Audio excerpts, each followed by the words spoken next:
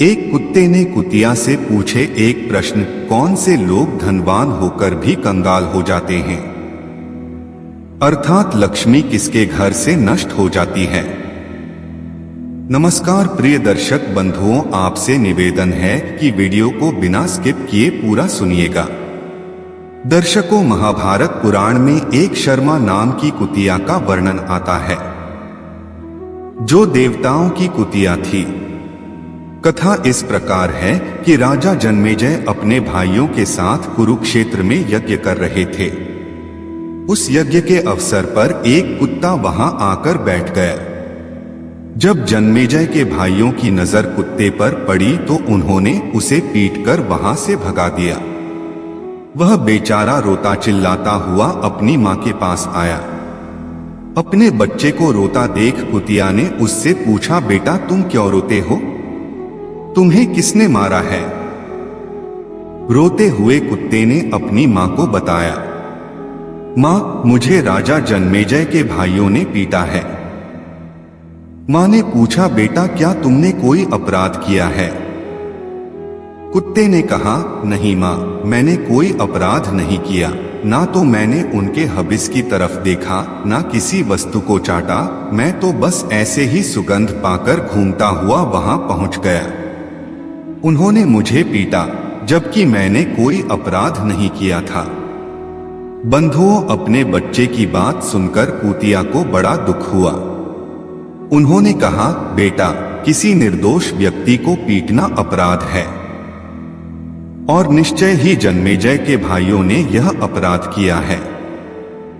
इसका खामियाजा उन्हें भुगतना पड़ेगा। कुतिया क्रोध से भरकर जन्मेजय के यज्ञ में पहुंची। उसने कहा, देखो तुमने मेरे मासूम बच्चे को मारा है, जबकि उसने तुम्हारी किसी भी चीज को छुआ तक नहीं। कुतिया बार बार भौंकते हुए उससे अपने बच्चे को पीटने का कारण पूछती रही, लेकिन किसी ने कोई जवाब नहीं दिया। तब कुतिया ने उन्हें श्राप दे डाला कि तुम सब पर अचानक ही कोई बहुत बड़ा भय आएगा।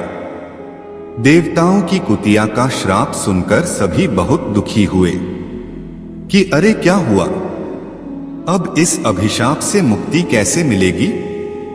अब वे पूरी ताकत से किसी ऐसे पुजारी की तलाश करने लगे जो उन्हें उस श्राप से मुक्ति दिला सके। उधर कुत्ता अपनी मां से पूछने लगा, मां, आपने श्राप देकर उन सभी को दंडित किया है, परंतु जो लोग इसी तरह अपराध करते हैं, शरण में आए हुए को मारते पीटते हैं, उनका बिना श्राप के कैसे विनाश होता है? कैसे वो लक्ष्मी से हीन हो जाते हैं? आपके पास तो तपोबल था, इसलिए आपने श्राप दे दिया। कलयुग में तो बहुत से कम लोग होंगे जिनके पास तपोबल होगा, फिर भी दुष्ट आदमी को श्राप कैसे दे सकेंगे? तब कुतिया कहती है, बेटा, ऐसे लोगों के साथ सदैव परमात्मा रहता है। वो लोग कैसे धनहीन हो जाते हैं? सुनो, कुतिया ने कुत्ते से कहा, मैं तुम्हें एक घटना सुनाती हूं। एक बड़ा ही गरीब आदमी था और एक दिन दयावश माता लक्ष्मी भी उस पर प्रसन्न हो गई। सोचा कि यह आदमी धन के अभाव से बहुत दुखी है। यह सोचकर कि क्यों न उसे धनवान बना दिया जाए, देवी लक्ष्मी ने उसे एक चमत्कारी पात्र दिया और उसकी विशेषताएं बताकर वह अंतर्ध्यान हो गई। निर्धन आदमी ने उस चमत्कारी पात्र से बहुत सारा धन मांग लिया। धन पाकर वो धनवान हो गया। उसे अब किसी तरह का दुख नहीं रहा। जब भी उसे भूख लगती तो वह उस चमत्कारी पात्र से खाना मांग लेता। चमत्कारी पात्र उसे तरह तरह के व्यंजन बनाकर दे देता था। अब उसकी जिंदगी खुशियों से भर गई है। वह पूरे शहर का सबसे अमीर आदमी बन गया। उसका बंगला आलीशान हो गया। एक दिन की बात है, नगर में बहुत तेज तूफान आया।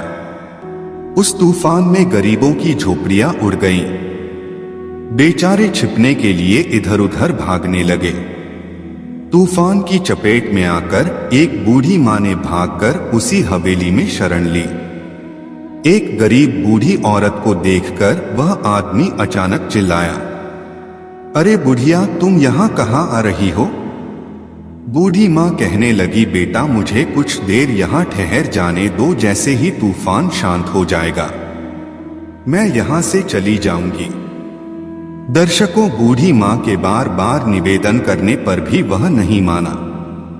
वह बड़ा ही दुष्ट व्यक्ति था। वह बूढ़ी माँ से नाराज होता हुआ उसे अपने घर से निकालने लगा।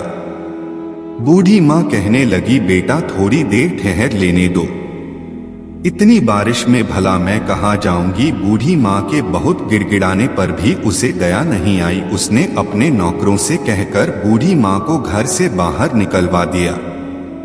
जैसे ही उस बारिश में वो वृद्ध महिला हवेली से बाहर निकल कर गई, उसी समय परमेश्वर की ऐसी लीला हुई कि जोर की बिजली कौंधी और उस दुष्ट आदमी के हवेली पर गिर पड़ गया। पूरा बंगला मलबे के ढेर में बदल गया। उसका चमत्कारी पात्र भी नष्ट हो चुका था। अब उसने देखा कि थोड़ी देर पहले जो आलीशान बंगले का मालिक था, अब उसके पास सिर छुपाने के लिए झोपड़ी भी नहीं थी। माता लक्ष्मी ने प्रकट होकर उससे कहा, हे दुष्ट स्वार्थी मनुष्य, तुझे दुखी देखकर मैंने दया करके तुझे धनवान बना दिया, परंतु तुम अमीर बनने के योग्य नहीं थे। कहते हैं जहां निर्धनों को अपमानित किया जाता है वह धनहीन हो जाता है, कंगाल हो जाता है।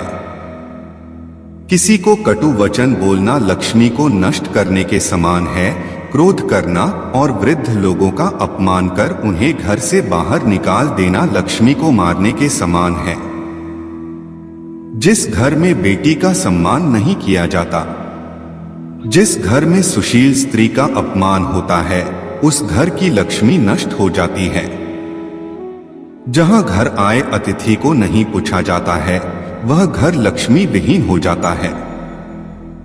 जहां लोग अपने प्रयास छोड़ देते हैं और आलसी हो जाते हैं, वहां लक्ष्मी नष्ट हो जाती है। भगवान हमेशा ऐसे गरीब लोगों की ओर से दुष्ट लोगों को दंडित करते रहते हैं। प्रिय दर्शक बंधुओं, आपको ये वीडियो कैसी लगी अपनी राय कमेंट में जरूर दीजिएगा। और अगर आपको यह वीडियो पसंद आई है तो आप हमारे वीडियो को एक लाइक अवश्य करिएगा और चैनल को सब्सक्राइब कर लीजिएगा। मिलते हैं नेक्स्ट वीडियो में। आपका बहुत बहुत धन्यवाद।